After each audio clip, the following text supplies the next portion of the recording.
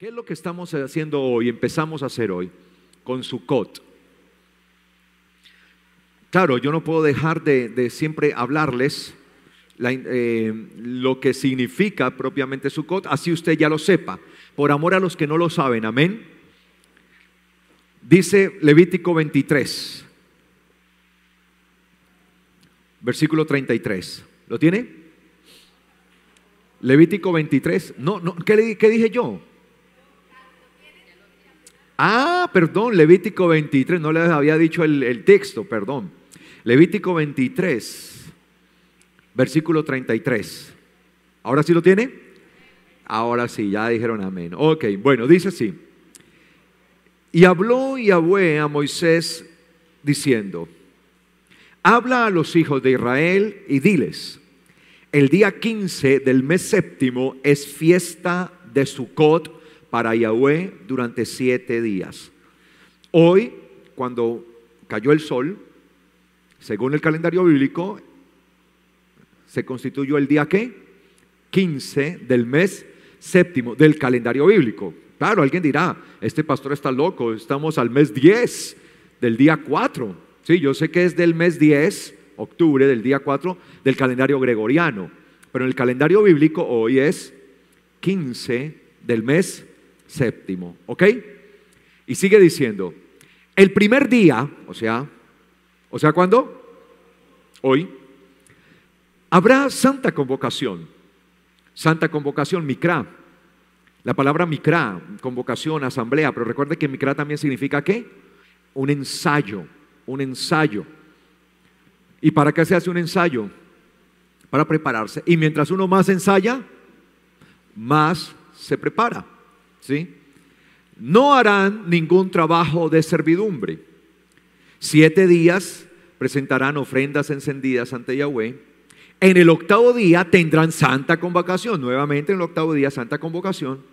Y presentarán ofrenda encendida a Yahweh. Día del gobierno será, y ningún trabajo de servidumbre harán. Este sería el día ¿de qué? De gobierno. ¿Sí ve lo que dice? No sé si su Biblia dice así, día de gobierno. ¿Qué dice? ¿Día de fiesta? ¿Asamblea pura? Pública. Bueno, la palabra que aparece allí en realidad, ¿sí? Es día de gobierno. De gobierno. Será, ningún trabajo de servidumbre harán. ¿Y por qué hace esa salvedad el texto hebreo, que es un día de gobierno? Porque Sukkot nos recuerda que el Señor instaurará su reinado milenial. Obviamente ya Él está reinando ¿sobre dónde? Sobre nuestras vidas. Su gobierno está sobre nosotros, amén. Por eso vivimos conforme a su Torah, a su palabra, a su instrucción. Eso es lo que nosotros hacemos. Entonces, está prescrito entonces que celebremos al Señor Sukkot. Obviamente así lo hacían, como lo hacían en la época antigua, y lo siguen haciendo hasta hoy, aclaro, los judíos que no han reconocido al Mesías, a Yeshua, y eso es lo que nosotros vamos a entender hoy. Pues hacían durante toda la fiesta de Sukkot unas enramaditas, ¿sí? Como dice Levítico 23, versículo 39, ahí se dice cómo se hace. Versículo 39, ¿lo tiene? Ciertamente, el día 15 de este mes séptimo, cuando hayan recogido el fruto de la tierra, celebrarán una fiesta a Yahweh durante 7 días. El primer día será Shabbatón, es decir, una gran cesación de todas las labores. Es obvio que al caer entre semanas, sé que para muchos de ustedes es difícil, ¿sí? Para muchos es complicado, es difícil. En esos días yo le decía a mi esposa, ¿qué más sencillo sería si estuviéramos en Israel, ¿no? Porque allá, pues hay literalmente día de ¿qué? De Shabbatón, no se trabaja. Pero aquí en Colombia, en Occidente, en Europa, eso no tiene ningún sentido. Sin embargo, siempre tratamos de hacer lo mejor para el Señor, amén, dentro de nuestras capacidades. El primer día será Shabbatón, y el 8º día también, el primero y el 8º también será Shabbatón, porque el 8º día es cuando se hace el cierre de ¿qué? de todas las fiestas. Ojo con eso. Es decir, que dentro de 8 días, el próximo miércoles, estaremos acá haciendo ¿qué? El cierre de todas las fiestas como lo ordena la palabra. Desde el primer día tomarán fruto de árbol selecto, ramas de palmera. ¿Sí ven las ramas de palmera allí? Si pueden enfocar un momentico esta azúcar de acá, mire la hermosa, ¿sí? No mire la de allá, esa no, mire esta, ¿sí? Mire esta, ahí están las ramas de palmera, ¿no? ¿Sí? Ramas de árboles frondosos y sauces del arroyo, y durante 7 días se regocijarán en presencia de Yahweh su Dios. Celebrarán esta fiesta a Yahweh. ¿Celebrarán esta fiesta a quién? ¿A quién se le celebra la fiesta? A Yahweh, porque son las fiestas de Él, no son fiestas judías. A Yahweh anualmente durante 7 días. En el mes séptimo celebrarán. Estatuto perpetuo será por sus generaciones, porque en Sucot morarán durante 7 días. ¿Sí? En Sucot morarán durante 7 días. ¿Quiénes? Todo natural de Israel morará en Sucot. Ahora alguien dirá, pero es que eso es para los de Israel. ¿Quién es Israel en realidad? Israel somos todos aquellos que hemos aceptado el gobierno ¿de quién? Del Mesías.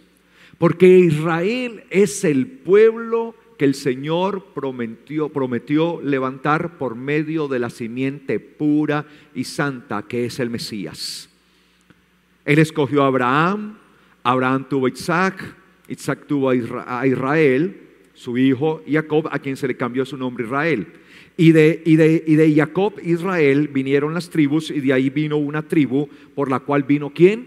La simiente, el Mesías, Yeshua. Por eso dice que la salvación viene de los judíos. No es que por causa de los judíos nosotros seamos salvos, sino que la salvación vino por entre medio de ellos. ¿Quién es la salvación? ¿Quién es la salvación?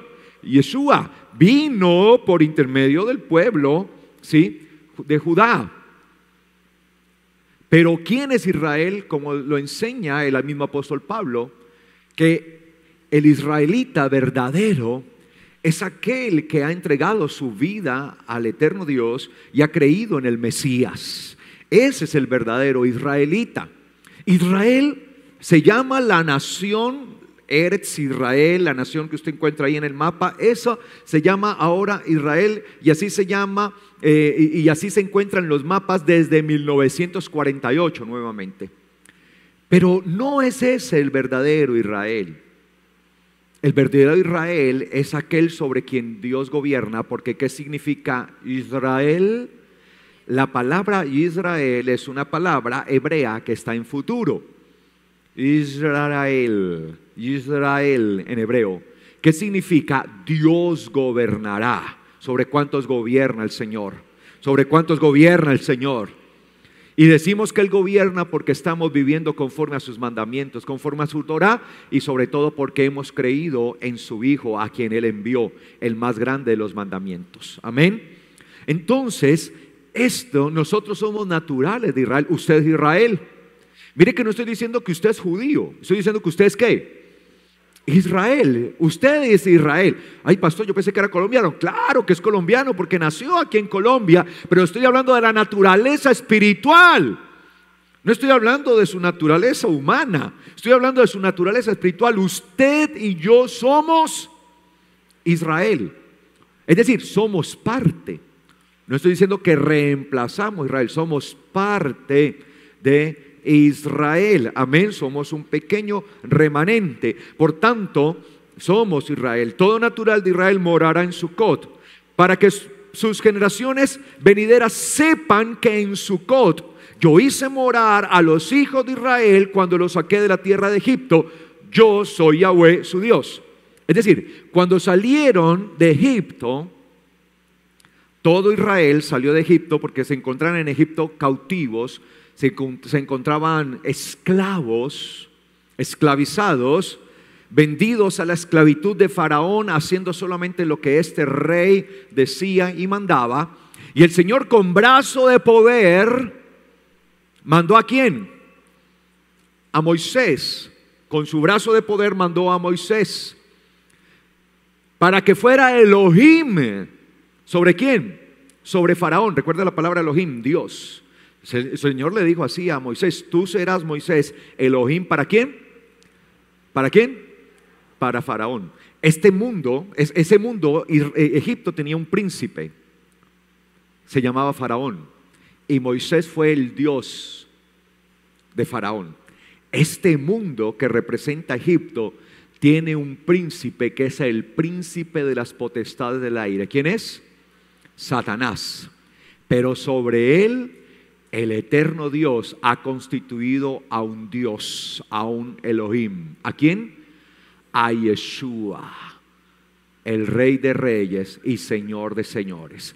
Y así como con gran poder Moisés sacó a Israel de Egipto, con gran poder el Mesías nos ha sacado a nosotros de la muerte y de nuestro Egipto. Amén. Y así como Israel salió de Egipto y se internó ¿a dónde? Al desierto. Y en el desierto habitaban, ¿en qué? En Sucot. ¿Sí? La palabra Sucot es una palabra hebrea plural. Viene de la singular Suká. Y la palabra Suká viene de la raíz Sahaj. Sahaj. Les voy a mostrar la raíz Sahaj. Vaya por favor a Éxodo 33, 21, 22. ¿Qué es Sahaj? Cubrir, hacer un vallado alrededor, hacer un cercado, hacer una cubierta. Eso es Sahaj. Por eso Suká, esa palabra hebrea Suká, viene de la palabra ¿qué? Sahaj. Sucot es el plural de Suká. ¿Sí? Éxodo 33, 21, 22 dice: y le dijo Yahweh a Moisés: he aquí un lugar junto a mí. ¿Junto a quién? Junto a mí. ¿Quién está hablando? El eterno Dios. He aquí un lugar junto a mí, donde tú estarás en pie sobre la roca. Y sucederá que cuando pase mi gloria, te pondré en la hendidura de la roca. Y ahí que te cubriré. No sé si su Biblia dice cubriré, resguardaré, amparé. ¿Cómo dice? Cubriré. Bueno, la palabra que se traduce ahí como cubriré es la palabra Sahaj en hebreo, que es la raíz de ¿qué? De Suká. Es decir, quiero que entienda que la idea de una Suká es ¿qué? Cubrir, proteger, resguardarse. ¿Sí? Y le dije ahí: te cubriré con la palma de mi mano hasta que yo haya pasado. En este caso iba a estar cubierto allí, iba a estar en la roca, iba a estar en la hendidura de la roca, y la palma del Señor iba a estar cubriendo a Moisés mientras su gloria pasaba. Qué texto tan hermoso, tan glorioso eso. Y Moisés pudo experimentar la gloria de Dios por un momento. Esa gloria que hoy usted y yo experimentamos también, sabiendo que estamos resguardados ¿en dónde? En el hueco de su mano. Y ahí estamos cubiertos. Entonces, cuando Israel salió de Egipto, se internó al desierto. Obviamente en el desierto iban a estar durante unos años, exactamente 40 años. 40 años estuvieron por causa de su rebeldía, por causa de su rebelión, por no haberle querido ¿a quién? Al Señor. Porque habiéndole dicho el Señor que los iba a entrar a una tierra grande, hermosa, que estaba preparada para ellos, no le creyeron a él. Más bien tuvieron que mandar unos espías, unos exploradores, para que fueran a ver si era verdad que todo lo que les decía el Señor era así. Y mandaron esos espías, y cuando los espías llegaron, dieron un informe engañoso. ¿Qué dijeron ellos? Ciertamente todo lo que Yahweh ha dicho es que es verdadero, así es. Los frutos de esa tierra son enormes, son deliciosos. Es una tierra que fluye leche y miel. Es una tierra de bendición. Es una tierra gloriosa. Pero sus habitantes son monstruos, nefilim. ¿Sí? La palabra que usaron ellos allí. Cuando los nefilim ya ni siquiera existían. Los nefilim, eso es otro tema, ¿no? No me puedo meter ahora. Pero los nefilim ya no existían. Los nefilim fueron una raza de humanos prominentes que hubo en la tierra, que fueron destruidos en el diluvio. ¿sí? Pero eso no es el tema ahora, que no quiero desviarme de eso. Y dieron ese informe diciendo que había nefilim. Es como que yo venga y les diga hoy a ustedes que me encontré con unos nefilim. Ninguno de ustedes me va a ¿qué? A creer, eso espero, ¿no? Que no me vaya a creer que hay unos seres espantosos allí en eso, porque ya no los hay. Ellos murieron en el diluvio y desalentaron al pueblo. Y el pueblo empezó a murmurar contra Moisés, porque eso es lo que hace estas noticias falsas. Entonces desalentó. Entonces, ¿qué le dijo el Señor? Por cada uno de los días que estuvieron recorriendo y explorando la tierra que yo les dije que les iba a dar, por ser 40 días que estuvieron allá recorriéndola para ver si era verdad lo que yo les había dicho, pues los voy a poner a caminar el desierto 1 año por cada día, 40 años. Mire cómo retrasamos a veces la bendición del Señor. Ya ellos iban a entrar. Mire, ¿cuánto se demoraron los exploradores en entrar allá? Prácticamente nada. Fueron, exploraron, entraron, durante 40 días estuvieron explorando la tierra y vinieron a dar un informe falso. Y como el corazón del pueblo se desanimó por lo que ellos decían y no por lo que decía el Señor, porque le dieron más crédito a la palabra del hombre que a la palabra de Dios. Y aunque hubo 2 hombres, de entre los 12 espías, hubo 2 hombres, uno llamado Caleb y el otro Josué. Y Caleb se levantó y dijo: ¿cómo así? Nosotros allá vamos a entrar y a esos de allá los vamos a comer como a pan. De ahí viene el famoso dicho: esto es pan comido. De ahí viene, claro. Los vamos a comer como a pan. Eso es pan comido para nosotros. Vamos, guerreemos, entremos y batallemos. Y los otros decían ¿qué? No. Porque siempre habrá voces que no nos quieran dejar entrar ¿a dónde? A la tierra prometida.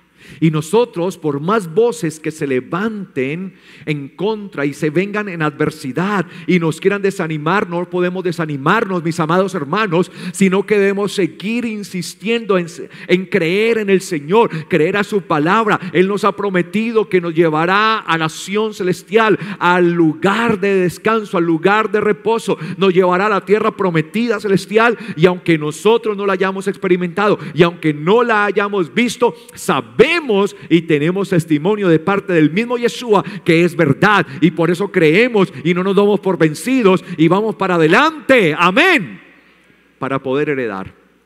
Pero ellos no quisieron, murmuraron. ¿Y ahora qué vamos a hacer? ¿Qué dijeron ellos? ¿Para qué nos trajo Dios aquí? ¿Para qué nos trajo, Señor, acá? Nos trajo para matarnos, nos trajo para entregarnos en manos de nuestros enemigos. ¿Para eso los había sacado el Señor?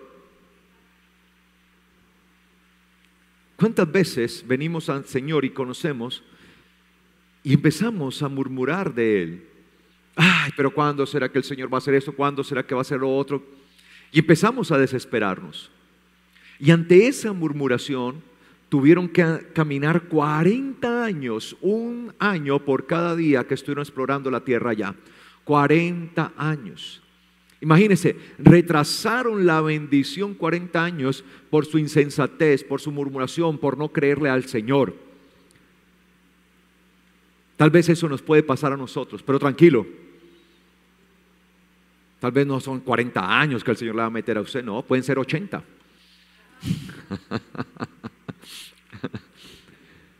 Y los puso a caminar. Sin embargo,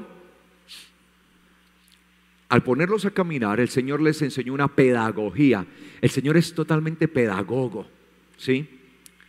Los puso a que hicieran unas enramaditas fáciles y rápidas de armar y de desarmar, porque Él sabía que iban a necesitar resguardarse. Y sobre todo, ¿en dónde? En el desierto. Obviamente Él iba a poner allí su nube que los iba a cubrir en el día, como dice la palabra, y una columna de fuego en la noche, porque en el día el calor es abrasador en el desierto, pero en la noche las temperaturas pueden bajar a muy pocos grados que quebranta los huesos. Es un frío tremendo. Entonces les ponía una nube protectora en el día para que no los fatigara el calor, el sol, y en la noche una columna de fuego para resguardarlos de qué, del frío. Sin embargo, necesitaban vivir en un lugar, unas chocitas, y eran armables y desarmables, ¿sí? Porque ellos debían recordar que el desierto no era su destino. Espiritualmente, ¿en dónde nos encontramos ahora? En el desierto, pero este no es su destino. Su destino es el reino de los cielos. Claro, tantos años, al estar unos 40 años, uno puede decir, no, yo como que me voy a hacer mi casita acá mejor. Y en vez de hacer una chocita, empieza a comprar ¿qué? Ladrillos, cemento, hierro, y empieza a hacer una columnita, otra, y de repente empieza a hacer una casa, la remodela, 2 pisos, 3 pisos, y hace todo un edificio, y se resultó fue quedando a vivir ¿en dónde? En el desierto. Por tanto, les recuerda a ellos y les dice, porque en Sucot, es decir, en enramadas, en tabernáculos provisionales en realidad, vivieron, moraron los hijos de Israel cuando los saqué ¿de dónde? De Egipto. Entonces, eso es lo que nosotros debemos entender, que estamos llamados a vivir, ¿sí?, en este desierto, pero a hacer una morada ¿qué? Temporal. Acá tenemos una sucá, ¿cierto? Modesta. Una sucá que me podría guardar, ¿cierto? Resguardar. Está hecha con, acá tiene una palmera, acá le pusimos una rama de palmera. En la Biblia se habla mucho de la palmera, la palabra tamar en hebreo, la palmera. Significa tamar. ¿Significa qué? Recto, derecho, firme, fuerte. Usted ve que las palmeras crecen alto, sí, rectas, firmes. Esa es la idea. Que ellos permanecieran, a pesar de que estuvieran en el desierto, tenían que permanecer ¿qué? Firmes, rectos.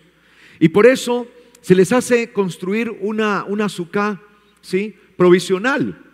Porque a cada rato tenían que armarla y desarmarla. Si hacían ladrillos, preparaban el ladrillo cocido y todo eso, ¿cómo se iban a llevar luego los ladrillos? ¿Cómo los iban a tumbar para estarse llevando eso? Era una enramada provisional. Entonces, de tal manera, dice la Biblia, que cuando la nube se levantaba y empezaba a caminar la nube, ¿qué tenía que hacer los hijos de Israel? Desarmar, enrollar y ¿qué? Y salir. Y cuando la nube se detenía, ¿qué hacían? Armaban ¿qué? La sucá, ¿cierto? La sucá. Y era algo muy modesto, como vemos acá, porque debían entender que no era el desierto el lugar en el cual ellos debían permanecer. El desierto no era el objetivo, el desierto sencillamente era un medio. De hecho, el desierto fue el medio para la entrega ¿de qué?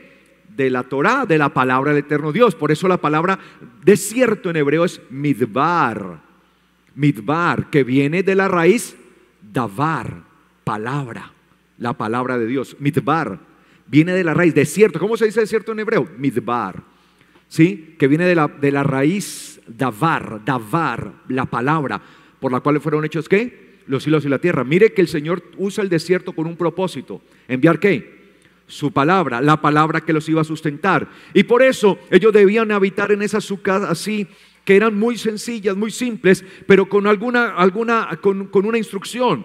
Palmeras, ser ¿qué? Rectos, ser firmes, entender que eran peregrinos y extranjeros allí en el desierto, que el desierto no era el lugar al cual realmente estaban llamados, ¿sí? Y ahí hacían ese tipo de sucá ellos, y permanecían allí, y así estuvieron durante ¿qué? 40 años. Ahora bien, cuando ellos hicieron todo esto, luego, después de los 40 años, entraron ¿a dónde? A la tierra prometida. Ahí el Señor les dice que en la tierra prometida se les va a acrecentar el oro, la plata, sus ganados, sus bestias se van a multiplicar. Y dice que harán casas buenas. ¿Casas qué? Buenas. Harán casas buenas, grandes, ¿sí? Claro, porque ese era el lugar ¿de qué? De destino. No era el desierto. Nosotros debemos entender, mis amados, que esto de Sucot también se cumplió en el Mesías y se cumple ¿en quién? En nosotros. Claro, ya no se trata de nosotros hacer una sucá y meternos durante 7 días a habitar en la sucá para recordar que los hijos de Israel habitaron en el desierto en medio de Sucot, en medio de una sucá. no se trata solo de eso, se trata de entender espiritualmente el significado. Y lo primero que observamos es lo que hizo el Mesías. Juan 1:14. Juan 1:14. Habitando el Mesías en su gloria, en su tabernáculo de gracia, porque el Mesías estaba disfrutando de la gloria de su Padre, pues dice la palabra que Él habitaba en el Padre. Yeshua dice que Él proviene del Padre, que Él salió del Padre. Es decir, ¿cuál era la habitación y la morada de Yeshua? El Padre eterno. La más grande de las moradas gloriosas. Pero dice la palabra que Él mismo, Él hizo lo contrario a lo que nosotros estamos llamados a hacer. Y precisamente lo hizo para ayudarnos a nosotros a ir en ascenso. Él vino ¿qué? En descenso. Mira lo que dice. Y el verbo, ¿lo tiene? El verbo, el logos, 1:14 de Juan. Y el logos, el verbo, la palabra, se hizo ¿qué? Carne. Y literalmente dice el texto, y tabernaculizó entre nosotros, porque se usa la palabra eskenosen, de eskené en griego. Y eskené es la palabra que en hebreo es suká. ¿Cómo se dice suká en griego? Skené, skené, tabernáculo. En griego, skené. En hebreo, suká. Por eso digo, allí tal vez en su Biblia dice y habitó, ¿cierto? ¿Habitó? ¿Hay alguna Biblia que diga tabernaculizó o habitó en tabernáculo? Allá. Ok, sí, porque algunas Biblias ponen así, porque es que literalmente dice así. Habitó en tabernáculo, habitó en tabernaculizó o habitó en tabernáculo. Es lo que dice el texto griego. Skenosen. ¿Sí? El verbo se hizo carne y tabernaculizó entre nosotros. Y contemplamos su gloria como el unigénito del Padre, lleno de gracia y de verdad. Juan testifica de él y ha clamado diciendo, este es aquel de quien yo decía, el que viene detrás de mí, él es antes de mí, porque era primero que yo. Porque de su plenitud tomamos, ¿quiénes? Todos, gracia sobre gracia. Y ojo al versículo 17. Ojo a la lectura del versículo 17, oído más bien. ¿Sí? Oído el versículo 17. Porque la ley que fue dada por medio de Moisés es gracia y verdad, la cual por medio de Yeshua el Mesías llegó a ser. Se la leo nuevamente el versículo 17, porque tal vez su Biblia no diga así. Y le estoy traduciendo tal cual como muestra el texto griego. Por eso les digo oído. Y yo no estoy aquí para manipular la Biblia. Mucho temor de Dios, del eterno Dios tengo para manipular las escrituras. Ojo. Porque la ley que fue dada por medio de Moisés es gracia y verdad, la cual por medio de Yeshua Mesías llegó a ser. ¿Qué es la ley? Según lo que les acabo de leer en el texto, gracia y verdad. La ley que fue dada por medio de Moisés era gracia y verdad. Y vino y encontró su forma de ser completa ¿en quién? En Yeshua. Llegó a ser completa, ¿no? Total. Y así muchos hablan mal de la ley de Moisés. Ustedes celebran esas fiestas, son fiestas de judíos, ya se judaizaron. Cuando esto es de la Torá. Por eso le digo, las fiestas, si hay algo que hacen las fiestas es dar testimonio ¿de quién? Del Mesías. Y por eso dice que el Mesías ¿qué? Tabernaculizó o habitó en tabernáculo. Por eso yo pregunto si hay Biblias que traduzcan así para que todos ustedes no crean que es que soy yo que de pronto estoy tratando de forzar, sino que ya hay algunas versiones que ponen así, porque es que literalmente dice así. Él habitó, tomó un tabernáculo. Ahora, ¿cuál fue el tabernáculo que tomó él? Uno como ¿qué? Como el de nosotros. Y por eso dice aquí, versículo 18, nadie ha visto jamás a Dios, el unigénito Hijo de Dios, que está en el seno del Padre. ¿Dónde estaba el Mesías? En el seno del Padre. Él lo vino a revelar o lo vino a explicar, ¿cierto? A dar la explicación correcta, exégesis, exegomai, exégesis, vino a darle una correcta interpretación. ¿Qué es la exégesis? La correcta interpretación de las cosas. Él vino a darle una correcta interpretación. Él habitaba en la gloria del Padre. Por eso era que Yeshua decía: Padre, glorifícame con aquella gloria que tuve contigo desde antes de la fundación del mundo. Porque esa era la gloria de Yeshua, estar en ¿quién? En el Padre. Y Él dejó ese tabernáculo para tomar uno como este. Se rebajó para que usted y yo hagamos el efecto contrario. Dejemos este para estar el día de mañana en aquel glorioso tabernáculo que es la misma presencia del Padre eterno. Y ese es el llamado que se nos hace. Por eso en Filipenses capítulo 2, versículo 5, por eso quiero que entendamos el propósito de Sukkot. El propósito de Sukkot no es solamente hacer una sukkah. Ahora, yo sé que ustedes, ay, esa sukkah tan feíta, ¿no? La sukkah pobre. Sí. No, esa sukkah representa, ¿qué representa esta sukkah? Representa este cuerpo, esta sukkah, y eso lo vamos a ver ahora, que habitamos. Pero esta es ¿qué? Provisional. Para Israel en el desierto esa era ¿qué? Provisional, porque se les había prometido una ¿qué? Una mucho mejor. Si yo les digo a ustedes, ¿en cuál se quiere hacer la selfie? Para que la comparta, ¿en esta o en esa? Yo sé que todos van a hacer fila para esa, pero de aquí pues pastor, bueno, como por no despreciarla. Porque el propósito es pasar de lo temporal a lo eterno y glorioso. Entonces dice: haya pues, Filipenses 2:5, haya pues en ustedes este mismo sentir, deseo que hubo también en Yeshua Mesías, el cual siendo en forma de Dios. ¿En qué forma se encontraba el Mesías?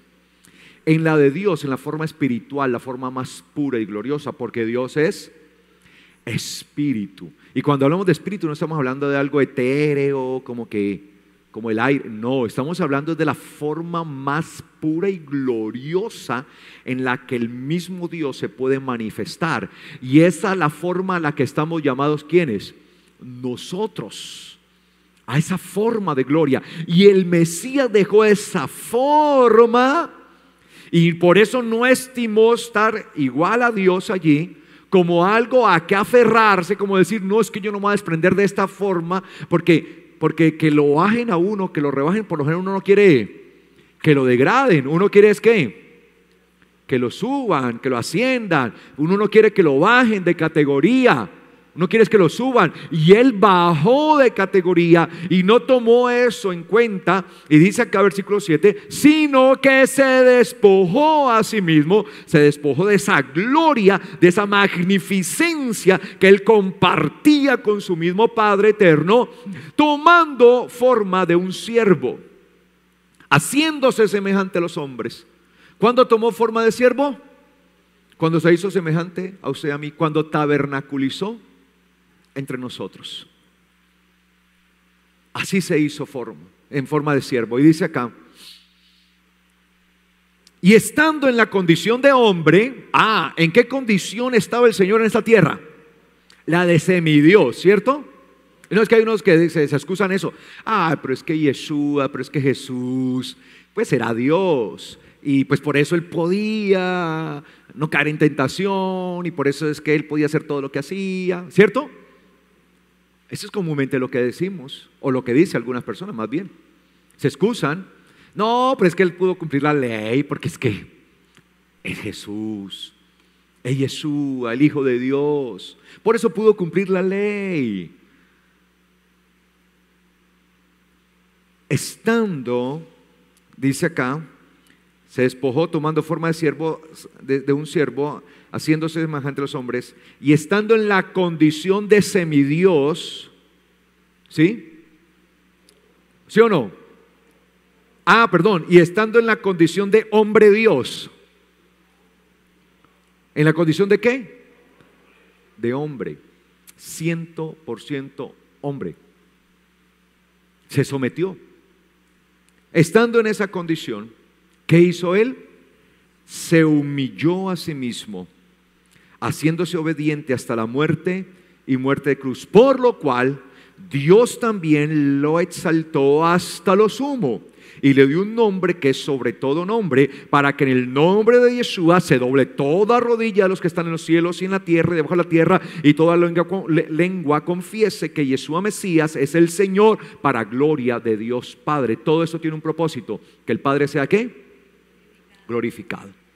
Entonces él descendió, renunció y se hizo de un tabernáculo como este, con un propósito: ser modelo para nosotros de cómo es que se vive en el desierto espiritualmente.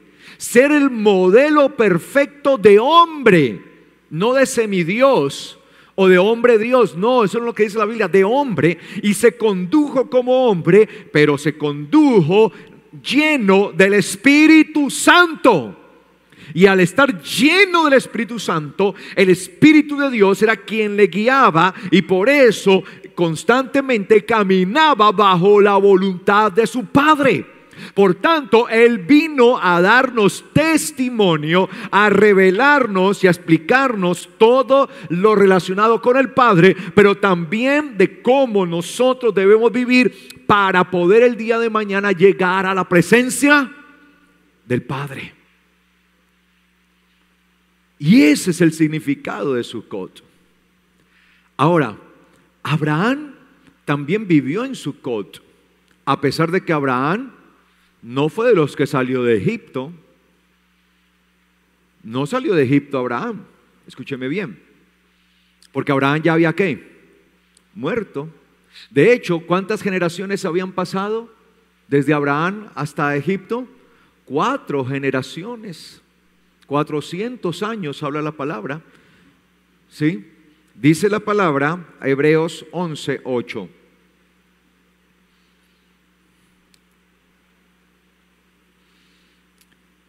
Por la fe Abraham, siendo llamado, Hebreos 11:8, por la fe Abraham, siendo llamado, obedeció para salir al lugar que iba a recibir por herencia, y salió sin saber a dónde iba. Cuando el pueblo de Israel salió de Egipto, también no sabían exactamente, les habían prometido, van hacia tal parte, pero no sabían exactamente qué es lo que les iba a esperar, aunque ya el Señor les había ¿qué? Dicho, pero no lo habían visto. Y salió sin saber a dónde iba. Versículo 9. Por la fe habitó en la tierra prometida como en tierra ajena. Mire, Abraham estuvo en la tierra prometida sin darse cuenta que ahí era donde su pueblo, sus descendientes iban a ¿qué? A estar. En la tierra prometida como tierra ajena. ¿Viviendo en qué? ¿Qué dice su Biblia? En tiendas, tabernáculos. Ahí está la palabra esquené, ¿sí? Esquené. Allí está la misma palabra, tabernáculos, en Sucot, ¿sí? En tiendas, tabernáculos, con Isaac y Jacob, coherederos de la misma promesa. ¿Y por qué él vivió así? Porque esperaba la ciudad que tiene fundamentos, cuyo arquitecto y constructor es el mismo Dios. Mire que él no estaba realmente esperando una tierra ¿qué? En este mundo, sino que estaba esperando una ciudad que tiene sus fundamentos, sus estructuras, ¿en dónde? En el cielo, cuyo arquitecto y constructor es ¿quién? El mismo Dios. ¿En qué Sucá queremos vivir? ¿Solamente en esta? ¿O vivimos en esta sabiendo que estamos anhelando la celestial? ¿Cómo estamos viviendo nosotros? Y dice acá versículo 11, por la fe, a pesar de la esterilidad de Sara, recibió vigor para engendrar simiente aún fuera de tiempo de la edad, porque creyó que era fiel el que le había prometido, y por tanto de uno, y este ya casi muerto, nacieron como las estrellas del cielo en multitud, y como la arena innumerable que está junto a la orilla del mar. Conforme a la fe murieron todos estos, no habiendo recibido las promesas, sino mirándolas de lejos. Las creyeron y las saludaron, confesando así que eran ¿qué? Extranjeros y peregrinos en la tierra. Levante su mano. Estamos en Sucot y hay que ser conscientes. Aquí somos ¿qué? Salude, aunque no la vea. Salude su promesa.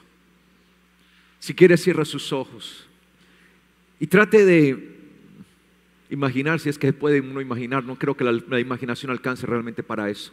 No hay nada que pueda comparar la imaginación. Y salúdale y dígale: Señor, gracias, porque aunque estoy en esta sucá, hoy saludo a aquella en la que un día viviré. Dígalo, no es una locura. Por esto es Sucot, ser conscientes hacia dónde vamos. Esto es Sucot. Dile: Señor, gracias. Gracias porque aunque estoy en este tabernáculo que se desgasta, sé, Señor, que un día no muy lejano estaré en aquella sucá de gloria, de honra y poder. Gracias, Señor. Gracias. La creyeron. ¿Qué es creer? ¿Qué es creer? ¿Se aferra usted a esta palabra? ¿Se aferra? La saludaba, confesando que eran extranjeros y peregrinos. No olvidemos, mis amados, que si bien estamos en esta tierra y es nuestra realidad actualmente, porque no podemos salir de nuestra realidad todavía, somos extranjeros y peregrinos. No estoy diciendo entonces que usted no haga nada en esta vida y entonces que se vuelva un 8 ahí, bueno, pues ¿para qué? No. De hecho, si no sabemos conducirnos en esta vida bien, en esta sucá, no seremos puestos en la de allá. Porque si somos fieles en lo poco, seremos puestos ¿qué? En lo mucho. Si no sabemos administrar esta sucá, ¿cómo vamos a administrar la sucá de gloria? La sucá de poder. Y sigue diciendo acá: porque los que dicen estas cosas dan a entender que buscaban una patria, y ciertamente se acordarán de aquella de donde salieron. Y ciertamente se acordarán de aquella donde salieron.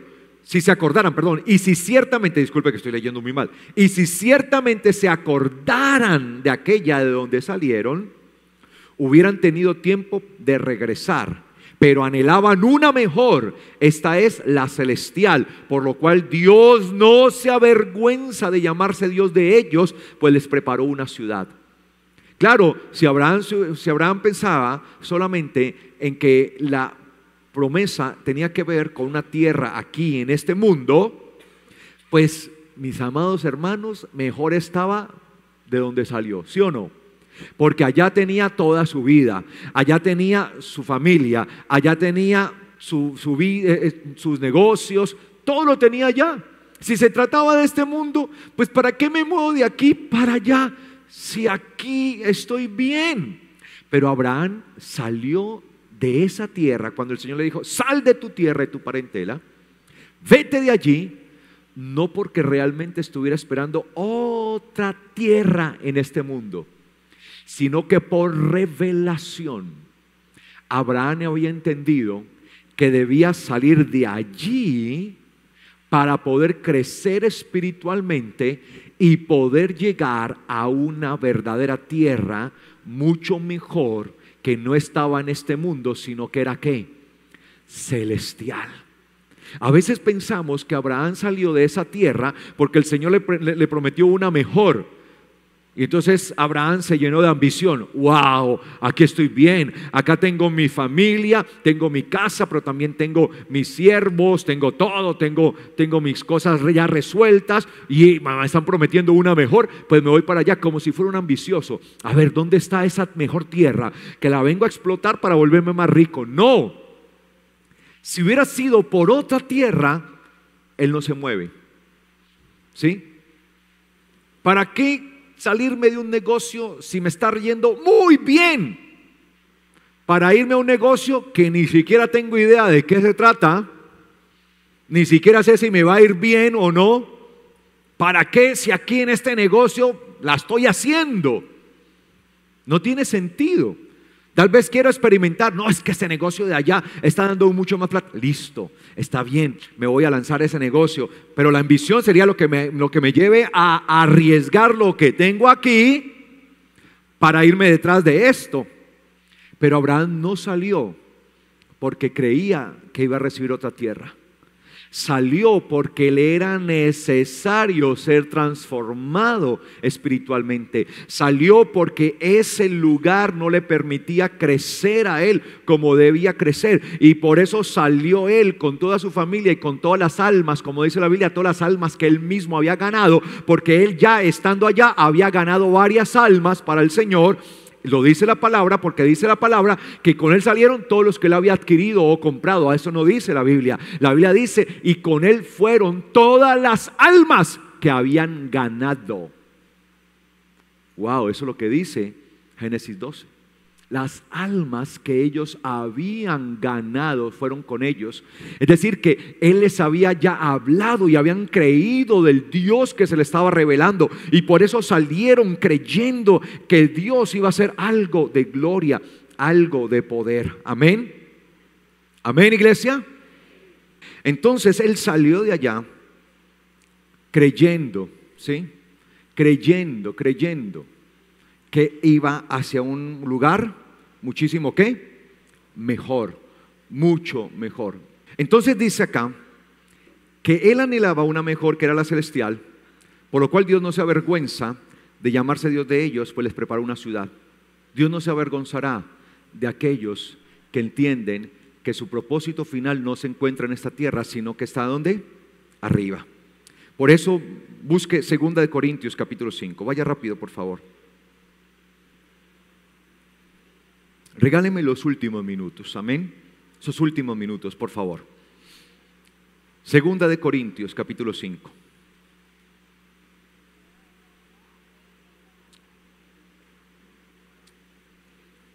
Versículo 1 dice: porque sabemos que nuestra casa terrenal, la cual es ¿qué? ¿Qué dice su Biblia? Tabernáculo. Eskenos, de eskené, ¿sí? Tabernáculo, eskené, ¿ok? Tabernáculo. La cual es este tabernáculo, ¿será qué? Destruida. ¿Este tabernáculo va a ser destruido? ¿Sí o no? Sí, hasta cortadura sufre, mire, ¿no? ¿Sí? Será destruida. Porque sabemos que nuestra casa terrenal, la cual es este tabernáculo, será destruida. Pero tenemos de parte de Dios una ¿qué?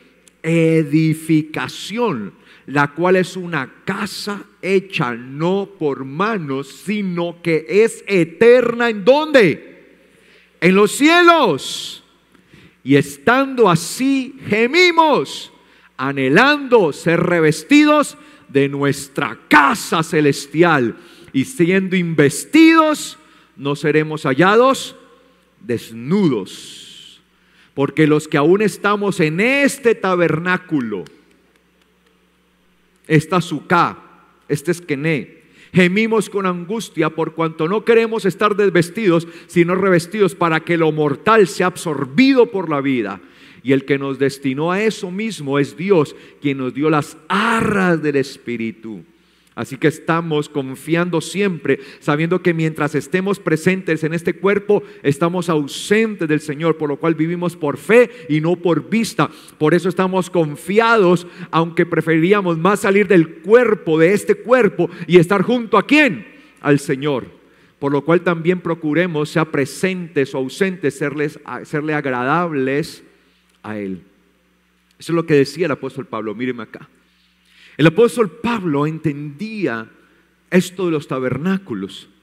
Y él entendía que mientras tanto estamos en este mundo, estamos viviendo en una sucá, en un tabernáculo provisional, que un día será ¿qué? Destruido. Sin embargo, tenemos que vivir ¿qué? Firmes en el Señor. Sí, aunque esto vaya a ser destruido, el llamado es a vivir ¿qué? Firmes, rogando y gimiendo al Señor, ser tenidos por dignos de estar delante de Él. Y él sabía esto, pero él dice que gemimos para el día de mañana lograr ascender.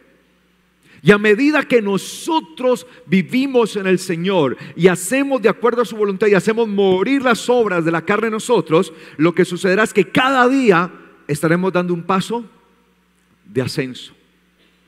Y el día de hoy usted tiene que haber ascendido un peldaño más a lo que fue el día de ayer. No podemos estar bajando y subiendo porque así no vamos a llegar a ningún lado. Y lo que tenemos que procurar es ascender. Yo haciendo, estoy viviendo en ese tabernáculo, haciendo. Luego sigo haciendo, ascendiendo, subiendo.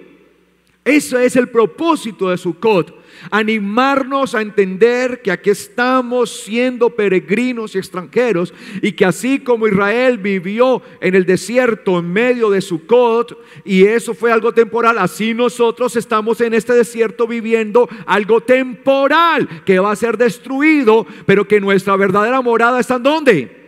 En el reino de los cielos. Es una casa, es una edificación no hecha de mano humana, sino donde el mismo arquitecto es el eterno Dios. Y yo quiero vivir allí. ¿Cuántos quieren vivir allí? Y fue lo que el Señor prometió: en la casa de mi Padre, dijo el Señor, muchas moradas hay. Voy pues a preparar el lugar para ustedes, y vendré otra vez y los tomaré para mí mismo, dijo el Señor, para que donde yo esté, ustedes también estén. Tenemos que seguir ascendiendo. Y eso se trata, porque a medida que ellos iban en su peregrinaje, lo que sucedía era que a pesar de que estaban dando 40 años vueltas en el desierto, ¿sí? Por haber retrasado, de todas maneras cada día, cada semana, cada año era un avanzar. ¿Hacia dónde? ¿Hacia dónde? Hacia la tierra prometida. 40 años, listo. ¿Se imagina cuando ya iban el año 39? La alegría de ellos. Uy, al fin el año 39, ¿sí? Y sabemos así que cada día de nuestra vida que pasa en este mundo es un día más que nos acercamos ¿a dónde? ¿A dónde? A la sucá del reino de los cielos. Cada día que pasa, cada año que pasa, Señor, gracias porque ahora estoy un año más cerca. ¿Sí? Cuando cumpla años, Señor, gracias porque es un año más cerca de ti, Señor.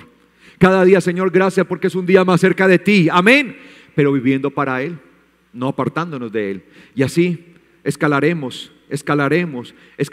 hasta llegar ¿a dónde? A la sucá de gloria.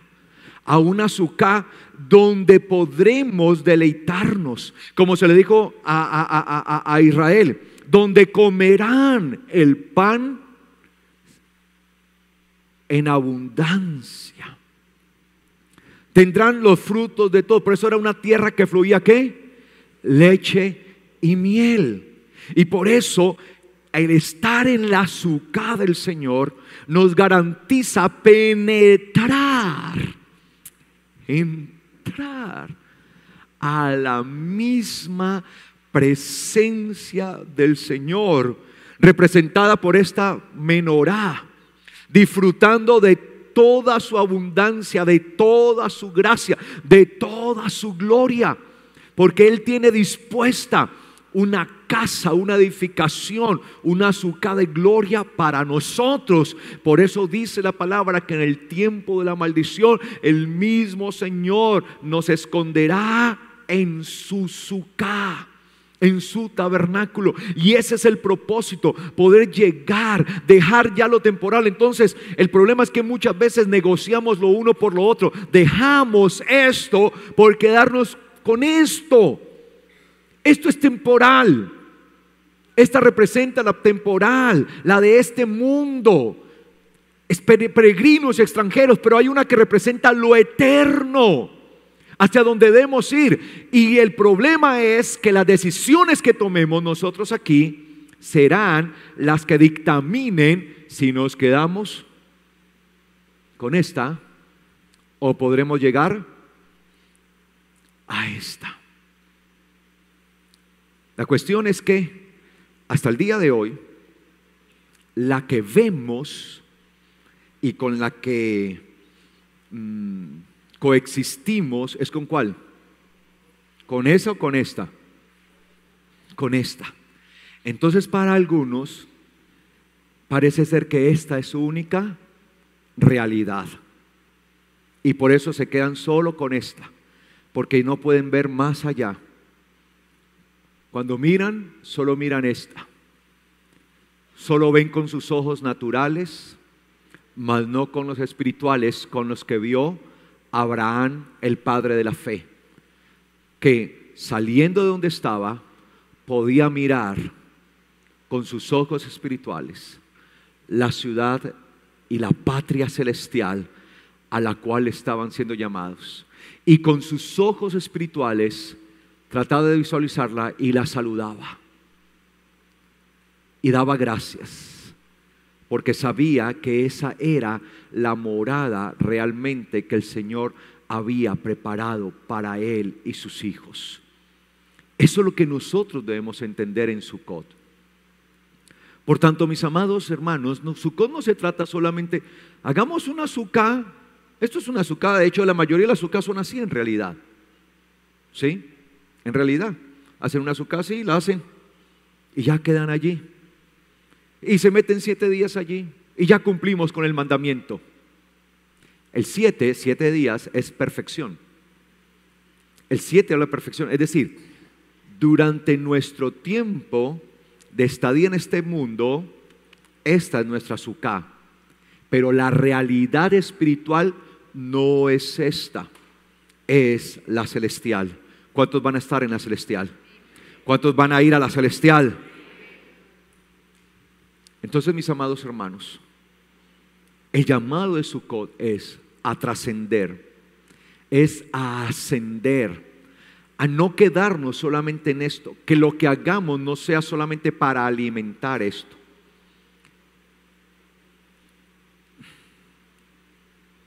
Tengo tantas cosas que hablar de esto, pero por eso el apóstol Pablo, simplemente para decírselos así, nos exhorta, y por eso en Romanos capítulo 12 dice él: no se conformen a este mundo, no se adapten a este mundo. La palabra griega, que es una palabra un poco complicada, la palabra sisgematizete en griego, significa volverse de la misma apariencia o de la misma forma, literalmente, tomar la forma de algo. O sea, yo me convierto igualito, mi forma, tomo la forma de otra cosa. Eso es lo que significa. Cuando dice el apóstol Pablo, está diciendo: no tomen la forma ¿de qué? De este mundo. No tomen la forma de este mundo. Esto es pasajero. No tomen esa forma. Dice él, Romanos 12:2, sino sean transformados por la renovación de la mente, por medio de la renovación de la mente, para que puedan comprobar cuál es la voluntad de Dios en lo bueno, lo agradable y lo perfecto. En lo bueno, lo agradable y lo perfecto. No se amolden, no tomen la forma. Cuando usted y yo pensamos que nuestra única realidad es esta, la forma espiritual que vamos a tomar es la de este mundo. Punto. Pero cuando somos conscientes que hay una realidad superior, superlativa, que aunque no la vemos, la deseamos, y aunque no la vemos, la saludamos, Y confesamos que somos peregrinos y extranjeros. Y cuando yo entiendo que mi vida no es para vivir la de este mundo, no es para los deseos de este mundo, como dice la palabra, hagan morir los deseos de la carne. Hacemos morir los deseos de este mundo, no se conformen a este mundo. El mundo y sus deseos pasan, pero el que hace la voluntad de Dios permanece para siempre. Cuando yo entiendo eso, entonces, aunque estoy en este mundo, voy adoptando la forma del espiritual. Amén. Es decir, que me voy volviendo conforme a la forma de la sucá, del tabernáculo, de la morada celestial. Amén, iglesia. Eso es Sukkot. De eso se trata la fiesta. Ese es el propósito de esta fiesta. Recordarnos que aquí en esta tierra somos peregrinos extranjeros, que nuestra ciudadanía está ¿en dónde? En el reino de los cielos, de donde también esperamos ¿a quién? A Yeshua Mesías, a Jesucristo. Y que nosotros debemos hacer morir los deseos de la carne, porque esto al fin y al cabo es pasajero, esto será destruido, pero que de Dios tenemos la promesa, una morada eterna, con fundamento glorioso, cuyo arquitecto es el mismo Dios. La pregunta es, ¿en cuál queremos habitar? Si la respuesta es la de allá, la de arriba, estamos entonces moldeando nuestra vida para tomar la apariencia de lo del cielo, o queriendo estar en esa, hacemos cosas que solamente nos hace tomar la apariencia de esta. No sé si me hago entender. Lo que usted y yo hagamos determinará la apariencia, la forma que tomemos. Y de acuerdo a la forma que tomemos, será nuestro designio, lo temporal o lo eterno. Estoy viviendo en esta carne temporal, pero mi espíritu cada día se está moldeando y tomando la forma del celestial. ¿Cuántos quieren vivir en el celestial? ¿Cuántos esperan vivir y morar en las moradas celestiales? Coloquémonos de pies, por favor, en esta noche.